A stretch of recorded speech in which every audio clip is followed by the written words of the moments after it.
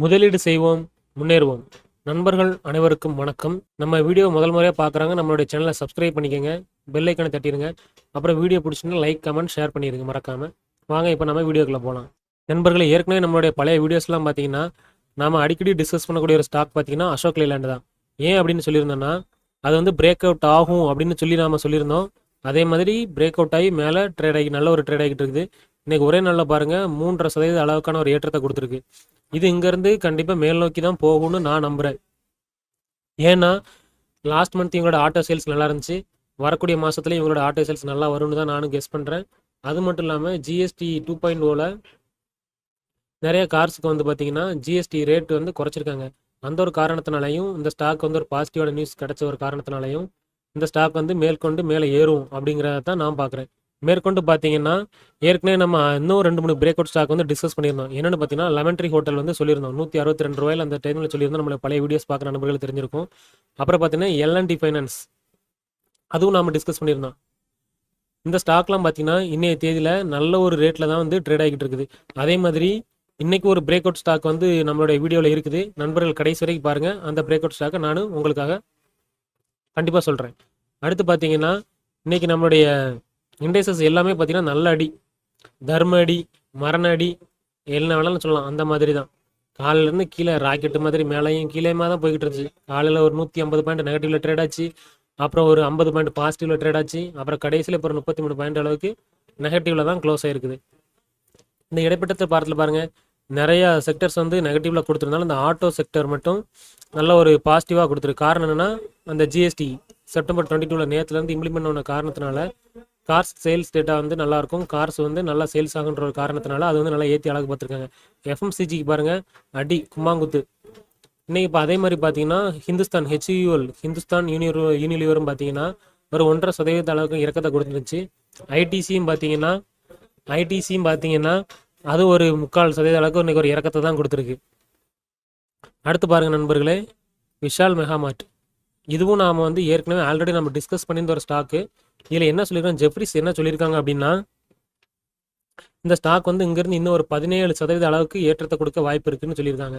அதாவது இப்போ பார்த்தீங்கன்னா ₹150 ரேஞ்சில் ட்ரேட் ஆகிட்டு இருக்கு. இங்கேருந்து ஒரு 17%னா ஒரு ₹25 அளவுக்கு ஒரு ஏற்றத்தை கொடுக்குறதுக்கு வாய்ப்பு இருக்கிறதா தான் சொல்லியிருக்காங்க. பாருங்கள், காட்டுறேன். டார்கெட் பார்த்தீங்கன்னா இங்கேருந்து ஒரு 17% போகும்னு சொல்லியிருக்காங்க. டார்கெட் ப்ரைஸும் பார்த்தீங்கன்னா ஒரு ₹175 வரைக்கும் போகிறதுக்கு வாய்ப்பு இருக்கிறதா ஜெஃப்ரிஸ் சொல்லியிருக்காங்க. இதுக்கு அவங்க சொல்லியிருக்கிற காரணம் என்னன்னு பார்த்தீங்கன்னா, மியூச்சுவல் ஃபண்டு, அதாவது நம்ம எஃப்ஐஎஸ் ஆகட்டும், அதாவது ஃபாரின் இன்வெஸ்டர் ஆகட்டும், அப்புறம் நம்மளோட டொமஸ்டிக் இன்வெஸ்டர்ஸ் ஆகட்டும், எல்லாமே பார்த்தீங்கன்னா இந்த ஸ்டாக்கில் வந்து நிறையா இன்வெஸ்ட் பண்ணியிருக்காங்க லாஸ்ட் குவார்ட்டரில். அது மட்டும் இல்லாமல் ஜெஃப்ரிஸ் வந்து எங்களுக்கு ஒரு டார்கெட் ப்ரைஸ் கொடுத்துருக்காங்க. மேற்கொண்டு பார்த்தீங்கன்னா வரக்கூடிய குவார்ட்டர்லேருந்து இவங்களுடைய ரிசல்ட் வந்து நல்லாவே இருக்கும் அப்படிங்கிற ஒரு எதிர்பார்ப்பு இருக்கிற அந்த ஒரு காரணத்தினால இந்த ஸ்டாக் மேலே ஏறும்னு தான் நானும் நினைக்கிறேன். ஏன் அப்படின்னு பார்த்தீங்கன்னா, கரண்டாக பார்த்தீங்கன்னா ஒரு மாத காலமே பார்த்தீங்கன்னா ஸ்டாக் மார்க்கெட்டில் நிறைய ஸ்டாக்ஸ் வந்து கீழே விழுந்துட்டு தான் இருக்குது. பட் இந்த ஸ்டாக் பார்த்தீங்கன்னா அந்த 145லேருந்து 150 ரேஞ்சுக்குள்ளேயே தான் இருக்குது. ரொம்ப கீழே ஒரு இறக்கத்தை கொடுக்கல. ஏன்னா நல்லா ஸ்டஃப் கொடுத்து நிற்குது. இந்த ஒரு காரணத்தினால இந்த ப்ரைஸ், இந்த ஸ்டாக் வந்து மேற்கொண்டு ஏற்றத்தை கொடுக்கும் அப்படின்னு நான் நம்புகிறேன்.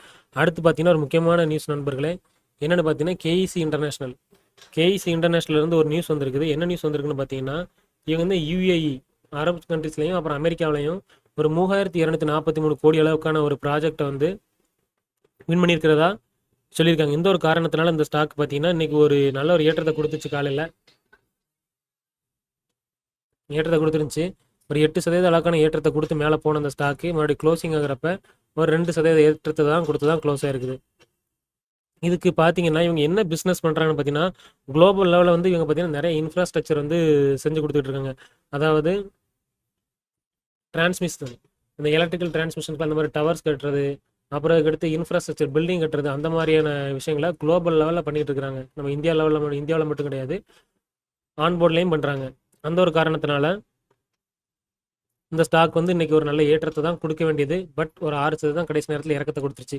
ஆனால் இந்த நியூஸால் இந்த ஸ்டாக் வந்து வரக்கூடிய காலங்களில் நல்ல ஒரு ஏற்றத்தை கொடுக்குன்னு பார்க்குறேன். ஏன் அப்படின்னா நம்ம அடிக்கடி டிஸ்கஸ் பண்ணுறதான் பாருங்கள், அந்த ஸ்டாக் வந்து 200 days மூவிங் ஆவரேஜ் பக்கமாக இருக்கிறப்ப இது ஒரு நல்ல நியூஸ் வந்துருக்குது. இந்த ஒரு காரணத்தினால இந்த ஸ்டாக் இங்கேருந்து ஒரு பவுன்ஸே மேலே போகலாம் அப்படின்னு நான் நினைக்கிறேன். பட் இது ஒரு 940 ரூபாங்கிறது நல்ல ஒரு ரெசிஸ்டன்ஸாக இருக்குது பாருங்கள். கரெக்டாக 940 ரூபா வரைக்கும் போன ஸ்டாக்கு அங்கேருந்து ரெசிஸ்டன்ஸை கட் பண்ண முடியாமல் மறுபடியும் கீழே வந்துடுச்சு. ஒருவேளை 940 ரூபாயை தாண்டி மேலே போயிடுச்சுன்னா இந்த ஸ்டாக் வந்து அடுத்த கட்டமாக ஒரு 1000 ரூபா வரைக்கும் போகும்னு தான் நான் பார்க்குறேன். பார்க்கலாம் வரக்கூடிய காலங்களில் இது எப்படி பெர்ஃபார்ம் பண்ணுதுன்னு. அடுத்து பார்த்தீங்கன்னா டாடா மோட்டார்ஸ் வந்து முடிச்சு விட்டீங்க போங்க நம்மளை அப்படின்ற மாதிரி தான் இதோட நியூஸ்லாம் வரிசையாக வந்துகிட்டு இருக்குது. ஏன்னா லாஸ்ட்டாக ஆகஸ்ட் மாதம் இவங்களோட சேல்ஸ் டேட்டா ரொம்ப நல்லா இல்லை. அதுக்கு முன்னாடி பார்த்தீங்கன்னா ஜூலை மாதமும் இவங்களோட சேல்ஸ் டேட்டா நல்லா இல்லை. இப்போ வரக்கூடிய இந்த செப்டம்பர் மாதத்தோட சேல்ஸ் டேட்டா இன்னும் ஒரு வாரத்தில், அதாவது ஆகஸ்ட் 1 அக்டோபர் 1 வந்து வந்துடும். அப்போ இவங்களோட சேல்ஸ் டேட்டா நல்லா வராதுன்னு தான் நான் பார்க்குறேன். ஏன்னா இவங்க யூகேயில் வந்து பார்த்தீங்கன்னா ஜேஎல்ஆர் வந்து நல்லா சேல்ஸ் ஆகிட்டு இருந்துச்சு. அங்கே அந்த ஜேஎல்ஆர் நல்லா சேல்ஸ் ஆகிறனால தான் இந்த கம்பெனி வந்து நெகட்டிவ்ல ப்ராஃபிட் வந்து நெகட்டிவாக கொடுத்துக்கிட்டு இருந்த கம்பெனி இப்போ பாசிட்டிவ்ல 2000 கோடி 4000 கோடின்னு பாசிட்டிவ்ல ப்ராஃபிட் கொடுத்துருக்காங்க.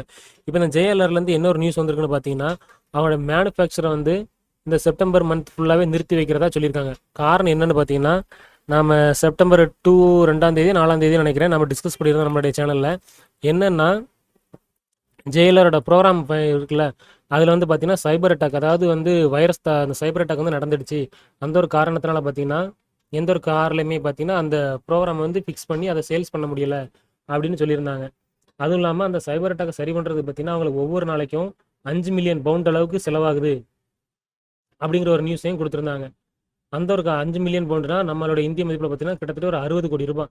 ஒரு நாளைக்கு 60 கோடி ரூபா நினச்சி பாருங்க மக்களே. செப்டம்பர் 2லேருந்து இந்த மாதம் எண்டு வரைக்கும் கிட்டத்தட்ட 20 நாள் 25 நாளில் இதில் ஒரு 1000 கோடி போயிடும்.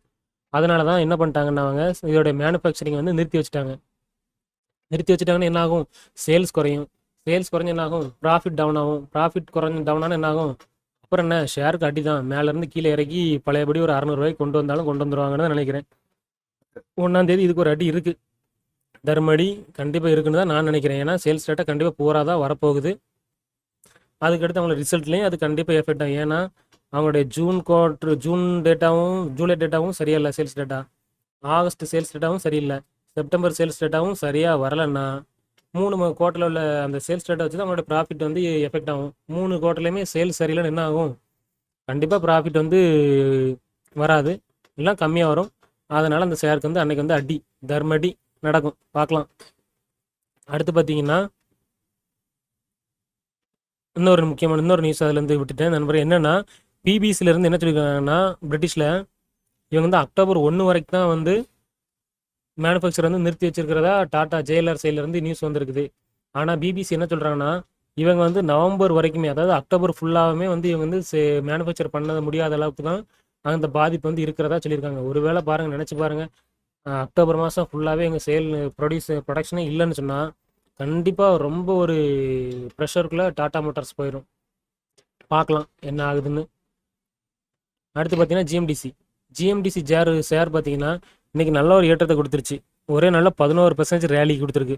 இன்னைக்கு கரண்ட் மார்க்கெட் ப்ரைஸ் பார்த்தீங்கன்னா 627 ரூபாயில் ட்ரேட் ஆகிட்டு இருக்குது. இந்த ஷேரையும் இப்போ நம்ம ஒரு வாரத்துக்கு முன்னாடி டிஸ்கஸ் பண்ணியிருந்தோம். என்னென்னு டிஸ்கஸ் பண்ணியிருந்தோம்னா இது பார்த்தீங்கன்னா ஒரு பிஎஸ்சி சைடில் இருக்கக்கூடிய ஒரு stock, Gujarat mineral development corporation, அதான் ஜிஎம்டிசி. என்ன நியூஸ் நாம் சொல்லியிருந்தோம்னா இவங்க வந்து இவங்களோட ப்ரொடக்ஷன் வந்து அதிகப்படுத்த போகிறதாகவும், எப்படின்னா FY26 இந்த வந்து ப்ரொடக்ஷன் வந்து கிட்டத்தட்ட டபுள் மடங்கு ஆக்க போகிறதாகவும், அது நம்மளை வந்து இவங்க பிஸ்னஸ் வந்து டெவலப் பண்ண போகிறதாகவும், பக்கத்து நாடுகள்லாம் அந்த மைன்ஸ் இவங்க பண்ணுற மைன்ஸ் ரிலேட்டட் பிஸ்னஸ் வந்து சில நாடுகளுக்கு வந்து விரிவுபடுத்த போகிறதாகவும் ஒரு நியூஸ் கொடுத்துருந்தாங்க. அப்போ பார்த்தீங்கன்னா அந்த டைமில் ஒரு 6% ஏற்றத்தை கொடுத்துச்சு. அப்புறம் சில நாட்களில் கொஞ்சம் நெகட்டிவாக கொடுத்துட்டு, நெகட்டிவ் மீன்ஸ் கொஞ்சம் சின்ன இறக்கத்தை கொடுத்துட்டு இன்றைக்கி ஒரே நாளில் 11% வந்து நல்லா தாவி குதிச்சிடுச்சு. இந்த விஷயம் ஒரு நல்ல விஷயந்தான். நம்ம ஒரு 10 நாளைக்கு முன்னாடி டிஸ்கஸ் பண்ணும்போது அந்த டைமில் நண்பர்கள் வாங்கியிருந்தாங்கன்னா கூட இப்போ நல்ல ஒரு ப்ராஃபிட்டில் தான் இருப்பாங்க. அடுத்து பார்த்தீங்கன்னா ஏயு ஸ்மால் ஃபினான்ஸ் பேங்க்லேருந்து ஒரு நியூஸ் வந்திருக்குது. என்னென்னா இப்போது இதையும் நண்பர்களே நாம் கரெக்டாக சொல்லணும்னா ஒரு 3 நாள் இருக்கும்னு நினைக்கிறேன். அப்போ டிஸ்கஸ் பண்ணியிருந்தேன். என்னென்னா அவங்க இதே மாதிரி ஒரு கிரெடிட் கார்டு பிஸ்னஸ் வந்து இன்னொரு கம்பெனியோட சேர்ந்து ஒரு கிரெடிட் கார்டு பிஸ்னஸ் வந்து பண்ண போகிறதா சொல்லியிருந்தாங்க. அந்த ஒரு காரணத்துலலாம் அந்த டைமில் பார்த்தீங்கன்னா இந்த ஸ்டாக் வந்து ஒரு ஏற்றத்தை கொடுத்துருந்துச்சு. இன்றைக்கும் இந்த ஒரு நியூஸ்னால அந்த ஸ்டாக் பாருங்கள் ஒரு 4% அளவுக்கான ஒரு ஏற்றத்தை கொடுத்துருக்கு. ஒரு 700 ரூபாங்கிறது வந்து இந்த ஸ்டாக்குக்கு வந்து பார்த்தீங்கன்னா நல்ல ஒரு ரெசிஸ்டன்ஸாக இருக்குது. ஒரு 700 ரூபாயிலேருந்து ஒரு 840 வரைக்கும் போன இந்த ஸ்டாக்கு திருப்பி ஒரு 700 ரூபாய்க்கு வந்துட்டு பாருங்கள் அந்த ரெசிஸ்டன்ஸை கட் பண்ணி கீழே போகாமல் திருப்பி மேலே ஜம்ப் ஆகிடுச்சு. இப்போ இதே மாதிரி சஸ்டெயின் ஆகி இந்த இடத்துல நிற்குமா அப்படின்னா, இதற்கு வரக்கூடிய குவார்ட்டர்லி ரிசல்ட் நல்லா இருந்துச்சுன்னா, இங்கேருந்து நல்ல ஒரு ஏற்றத்தை கொடுக்கும். அதுக்கான வாய்ப்பு இருக்கிறதா நான் பார்க்குறேன். இல்லை ரிசல்ட் சரியில்லைன்னா, ஏன்னா ஒரு நியூஸ் மட்டுமே ஒரு ஸ்டாக் வந்து ரொம்ப நாளைக்கு ஏற்றி தூக்கி பிடிச்சிட முடியாது. அவங்களோட ப்ராஃபிட் வந்து நல்லா வரணும். அப்படிங்கிறனால இந்த நியூஸ் வந்து சில தற்சமயத்துக்கு ஒரு 5% 10% ஏற்றத்தை கொடுக்குறதுக்கு யூஸாக இருக்கும். பட் அந்த நியூஸில் ப்ராஃபிட் சரியில்லைன்னா ஏறின அந்த 10% தாண்டி மறுபடியும் இன்னும் ஒரு 10% இறங்குறதுக்கான ஒரு வாய்ப்பு இருக்கிறதா தான் நான் பார்க்குறேன். அதாவது பொதுவாக சொல்கிறேன். அடுத்து பார்த்தீங்கன்னா நண்பர்களே, பிரேக் அவுட் ஸ்டாக் ஒன்று சொல்கிறோன்னு சொல்லியிருந்தேன்ல, என்ன ஷேர்னு பார்த்தீங்கன்னா, பேங்க் செக்டரில் இருக்கக்கூடிய ஒரு ஷேர் பிஐசியூ ஸ்டாக். அது பார்த்தீங்கன்னா கனரா பேங்க். சார்ட்டில் பாருங்கள், உங்களுக்கு நல்லா தெளிவாக தெரியும். ஒரு 119 ரூபா தான் வந்து இதுக்கு முன்னாடி அவங்களோட ரெசிஸ்டன்ஸ் இருந்தால் தாண்டி ஒரு 123 வரைக்கும் நீ போயிட்டு அவரேஜ் 122 ரூபாயில் க்ளோஸ் ஆகிருக்குது. அவங்களுடைய ரெசிஸ்டன்ஸை தாண்டி தான் க்ளோஸ் ஆகிருக்குது. அது கீழே இறங்கலை. அதனால் இங்கேருந்து இந்த ஸ்டாக் வந்து ஃபர்தராக மேலே போகும் அப்படின்னு நான் நினைக்கிறேன். பார்க்கலாம், வரக்கூடிய ட்ரேடிங் செஷன்ஸில் நமக்கு தெரியும். ஏன் இந்த பேங்கை நம்ம சொல்லியிருக்கோம் அப்படின்னா, இது வந்து ஆவரேஜாக இயர்லி ஒரு 3லேருந்து 3.5% அளவுக்கு டிவிடெண்டே கொடுக்குறாங்க. அதுவும் இல்லாமல் ஒரு 5% அளவுக்கு நமக்கு ஏற்றத்தை கொடுத்துச்சுன்னு வைங்களேன், 5லேருந்து 10 அளவுக்கு ஏற்றத்தை கொடுத்துச்சுன்னா கூட ஒரு ஆவரேஜாக 12% அளவுக்கு ரிட்டர்ன் இதுலேருந்து இயர்லி நமக்கு கிடைக்கிறதுக்கு ஒரு வாய்ப்பு இருக்குது அப்படின்னு தான் நான் பார்க்குறேன். அதனால தான் இந்த ஸ்டாக்கை நம்ம சொல்லியிருக்கிறோம். நண்பர்களை பார்த்துட்டு வாட்ச் லிஸ்ட்டில் போட்டு ஃபாலோ பண்ணிக்கோங்க. ஜெஃப்ரிஸ் என்ன சொல்லியிருக்காங்கன்னா, பாருங்கள், இந்த நியூஸ் வந்து மேலாட்டம் பார்க்க முடியாத நண்பர்களே, ரொம்ப டீப்பாக நாம் வந்து இதை வந்து பார்க்கணும். ஏன் அப்படி என்ன சொல்லியிருக்காங்கன்னா, ஜெஃப்ரிஸ் வந்து இந்தியாவோட அடுத்து வந்து வெல்த் கிரியேட் பண்ணி கொடுக்கக்கூடிய ஒரு செக்டரை எதை பார்க்குறாங்கன்னா, ஐடி இல்லை. ஏன்னா அது வந்து ஏற்கனவே பெரிய ஒரு வளர்ச்சியை கொடுத்துருச்சு. அதனால நான் அடுத்து வரக்கூடிய காலங்களில் வந்து இன்ஃப்ராஸ்ட்ரக்சர், அதாவது கட்டுமானம், அந்த துறை தான் வந்து மிகப்பெரிய ஒரு வளர்ச்சியை கொடுக்கும் அப்படின்னு சொல்லி கெஸ் பண்ணுறாங்க. நானும் இதை வந்து முன்னாடி இவங்க இப்போ சொல்லியிருக்கேன். நானும் இதை வந்து நம்ம வீடியோவில் முன்னாடி டிஸ்கஸ் பண்ணியிருக்கேன். என்னென்னா, இனி வரக்கூடிய காலம் வந்து இந்தியா பார்த்தீங்கன்னா ஒரு வளர்ந்து வரும் நாடு அப்படின்ற ஒரு காரணத்தினால இந்தியாவில் வந்து இன்ஃப்ராஸ்ட்ரக்சரை வந்து கண்டிப்பாக டெவலப் பண்ணியே ஆகணும். அப்படிங்கிறப்ப அந்த இன்ஃப்ராஸ்ட்ரக்சர் ரிலேட்டட் இருக்கக்கூடிய நிறைய ஸ்டாக்ஸ் இருந்தாலும் கொஞ்சம் சீப் அண்ட் பெட்டராக இருக்கக்கூடிய ஒரு 2 ஸ்டாக்ஸ் வந்து நான் வந்து அடிக்கடி சொல்லியிருக்கேன். ஆமாம், அந்த 2 ஸ்டாக் வந்து பார்த்தீங்கன்னா, ஒன்று வந்து பார்த்தீங்கன்னா நம்மளுடைய கிரேட் இன்வெஸ்டர் இந்தியாவோட வாரன் பஃபெட்டான நம்ம ஜுன்ஜுன் வாலா அவரோட போர்ட்ஃபோலியோ இருக்குது, என்சிசி. இன்னொன்று பார்த்தீங்கன்னா கவர்மெண்ட் பிஎஸ்சி செக்டரில் இருக்கக்கூடிய ஒரு ஸ்டாக் தான், அது என்பிசிசி. அந்த 2 பற்றியும் இப்போ நம்ம அடுத்து டிஸ்கஸ் பண்ணுவோம். ஏன் வந்து இவங்க இதை சொல்லியிருக்காங்கன்னு பார்த்தா, ஐடியில் பார்த்தீங்கன்னா நிறைய வரக்கூடிய காலங்கள்லாம் ப்ரெஷர் வரக்கான வாய்ப்பு இருக்குது. ஏன்னா ஏஐ அதாவது ஆர்டிஃபிஷியல் இன்டெலிஜென்ஸோட டாமினேஷன் பார்த்தீங்கன்னா அளவுக்கு அதிகமாக இருக்குது. அந்த ஒரு காரணத்தில் மேன் பவர் ஃபுல்லாக பார்த்தீங்கன்னா வரக்கூடிய காலம் காணாமல் போயிடும். இவங்க மனுஷன் இந்த ஏஐ சின்ன சின்ன விஷயங்களை கூட பெரிய விஷயங்கள்லாம் எல்லாமே ஏஐயே பண்ண ஆரம்பிச்சிடும். அப்படிங்கிற காரணத்தினால அந்த ஐடி செக்டர் வந்து கொஞ்சம் டவுன்கிரேட் பண்ணியிருக்காங்க. இவங்க டவுன்கிரேடு ஆயிரும்னு தான் நான் நினைக்கிறேன் வருங்காலத்தில். ஆனால் இன்ஃப்ராஸ்ட்ரக்சர் வந்து கண்டிப்பாக எந்த ஒரு நாட்டுக்குமே அவசியம். இதில் பார்த்தீங்கன்னா என்சிசி பாருங்கள், இன்றைக்கி ஒரு 1% இறக்கத்தை தான் கொடுத்துருக்கு. என்ன ப்ரோ இப்படி நல்ல செக்டர்னு சொல்லிட்டீங்கன்னா இப்படி இறக்கத்தை கொடுத்துச்சுன்னா, ஷார்ட் டேர்மில் சின்ன சின்ன லாஸஸ் இருந்தாலும் லாங் டேர்மில் கண்டிப்பாக இந்த மாதிரியான ஸ்டாக்ஸ் வந்து நல்ல ஏற்றத்தை கொடுக்கணும் நான் நம்புகிறேன். ஏன்னா பாருங்கள், என்னோட இன்ட்ரென்சிக் வேல்யூ பாருங்கள், 404 ரூபாய்க்கு தகுதியான அந்த ஸ்டாக் பார்த்தீங்கன்னா இப்போ ட்ரேட் ஆகிட்டு இருக்கிறது ஜஸ்ட் 212 ரூபா தான். ஓரளவு பார்த்தீங்கன்னா பாதிக்கு பாதியான சீப்பான ப்ரைஸில் நமக்கு வந்து கிடச்சிக்கிட்டு இருக்குது.